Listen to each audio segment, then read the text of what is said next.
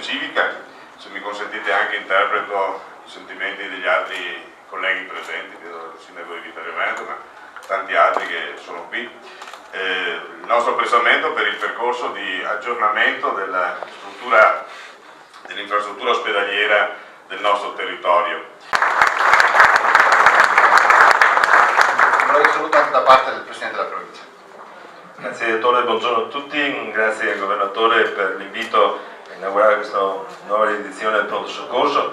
E dire, io mi sento particolarmente soddisfatto della sanità del Veneto perché girando e leggendo i giornali, ma soprattutto vedendo le grandi iniziative che sono state fatte con l'apertura serale per gli utenti, gli steward, tutte queste nuove iniziative dimostrano ancora una volta che la sanità veneta è l'eccellenza non solo italiana ma è l'eccellenza a livello europeo, e questo sicuramente va un applauso per la grande attenzione che ha avuto il Governatore Zaia. Noi siamo i numeri uno, quindi bravi medici, bravi gli infermieri, bravi tutti gli operatori, gli amministrativi, continuate così.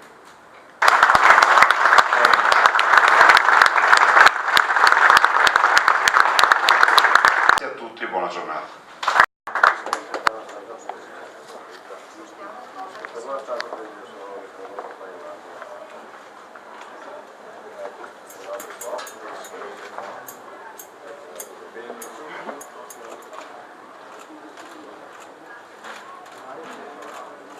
Anche lei la mano.